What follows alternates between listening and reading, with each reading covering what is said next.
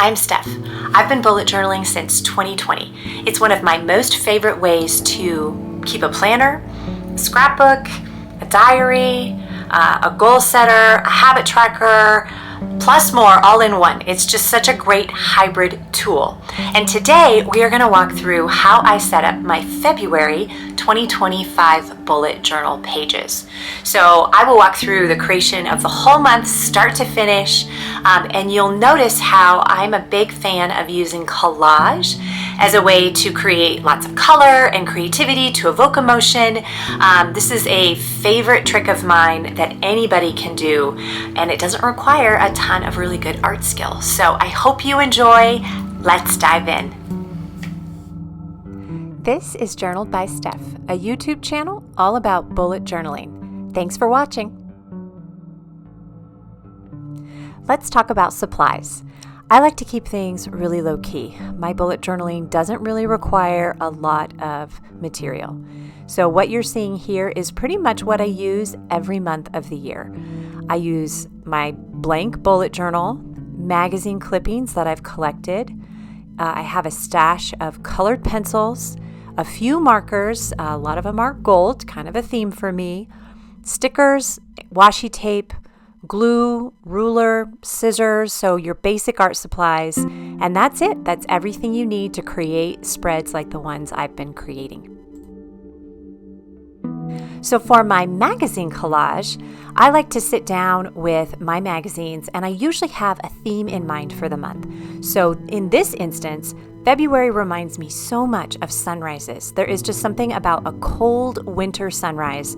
I live in the Mountain West, and they are always full of pink and gold and purple.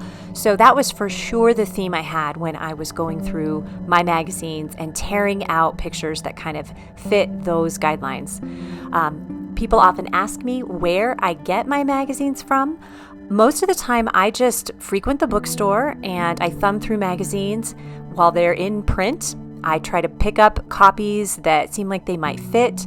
I also have on occasion purchased magazines from places like eBay, back issues of periodicals that I know that I like, and I keep a little stash of them in my closet, and then I just go through them each season and pull out what is striking me at the time. Now that we are all set up, let's dive into the first spread, which is the cover. I like my monthly covers to evoke a feel for the whole month. And in this case, this image that I've picked evokes the winter outdoors, which I love, but I think it's also very cozy. So it's kind of this combination of outdoors and indoor coziness. And then I finish it off with some hand lettering, washi tape, and a quote sticker.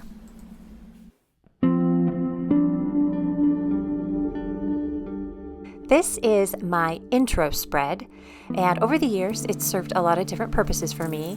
Right now, I use it mostly to capture my monthly bucket list. And this is not like your big life bucket list. For me, this is more like experiences that I want to have, and I think feelings that I want to have for the month. So to give you an example, in 2022, my bucket list included birthday celebrations, escape to the beach, beaches in quotes, so I think that was probably a vacation, staycation, play and party often, plan a trip. In 2023, my list included things like knit a sweater, eat all the superfoods, discover my ideal workload, stay healthy, find myself in God's presence more. So again, not a list necessarily of big things I want to accomplish or big trips I want to take, but more like aspirations for the month so that when I look back, I feel like I have lived really in the moment, enjoyed this season, no matter what it brings. In addition to my bucket list, I always have a placeholder for a photo, and this is a picture that I take during the month that kind of encapsulates my experience. I print those photos on sticky printer paper using an HP Sprocket, which is sadly a printer that's discontinued. And then the bottom usually is a space for me to write a quote or a Bible verse that I want to focus on. And sometimes it's also a place that I put songs that I'm listening to, books that I'm reading, shows that I'm watching. So very flexible space, but fun for me to set the month with this intro page. Next is my monthly calendar, and this is just a super hard working spread for me every month. It's one of the places in my journal that is almost solely a planner function. I write down my appointments, I write down birthdays, anniversaries, events, reminders for myself. And I don't know about you, but of course I replicate a lot of this in a digital calendar and in digital to-do lists, but there is just something about writing it down on a physical calendar that helps it stays stickier in my brain. I'm less likely to forget that I have something going on, less likely to forget an event or a birthday. So this is really not a super exciting spread, but it's very helpful for me every single month.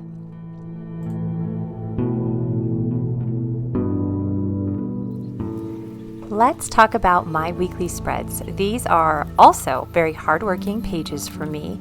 In February, there are 4 of them, 4 weeks, and there's a square for every day of the month.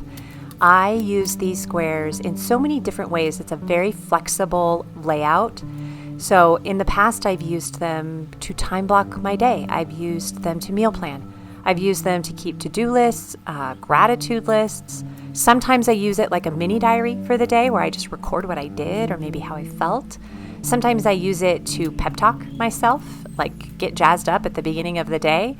Sometimes I print and add photos from the week, just like a scrapbook. I really have no rules or set format. So this is a hybrid planner, scrapbook, diary, to-do list, whatever I need, whatever that day needs is how I use this. Stylistically, these spreads have gone through a lot of transition and change over the course of the years that I've been doing this. But I feel like I've finally kind of settled into a style that really works for me. And that's what you're seeing me put together here. So each spread has 2 or 3 of these peekaboo windows, and these are collage clippings that I attach with washi tape. I call them peekaboo because I'm able to lift them up and write underneath, which is key for me because I really do use my journal every day, but I like the visual pop. Too many words just isn't very fun, but a lot of color and photo, that's fun to me. So 2 to 3 peekaboo windows, and then the rest of the squares are filled with a combination of various stickers. And those stickers usually are different sizes, they're different formats, and I will work around them, write around them. Sometimes the stickers are conducive to making lists. Sometimes they're conducive to quotes. It doesn't really matter to me. I just like a little variety. And each day I come to the square and I just adapt it to whatever is striking me in the moment. I used to actually do 1 square a day. So the spread that you're seeing would be totally blank, and I would decorate 1 square every day. But often I would end up running out of time and getting too busy, and then I would have all of these blank squares throughout the course of the month. So eventually I started doing what you're seeing now, which is setting up the whole month ahead of time. And that has just made it so much easier for me to actually use the squares every single day. So again, it works for me. If you like this idea of collage in your weekly spread, then adapt it to however you think it would work well for you.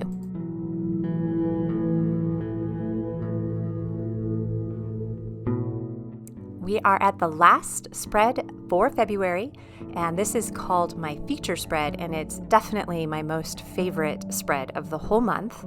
This is where I create my goals and intentions for the month. So it's the place where I will add those bullet journal-y things that we all like habit trackers and mood trackers and lists and sketches. So this is a really fun, expressive place for me. It's, like I said, my most favorite. I really like the 30-day time frame for setting goals and intentions. I feel like it's long enough to experience growth, but it's short enough that I don't feel overwhelmed or bored. So each month usually has an intention, a challenge, something that I'm tracking, and I just love the accountability that it creates for me and the inspiration that it gives me, but it's not like I'm committing to something for 365 days of the year.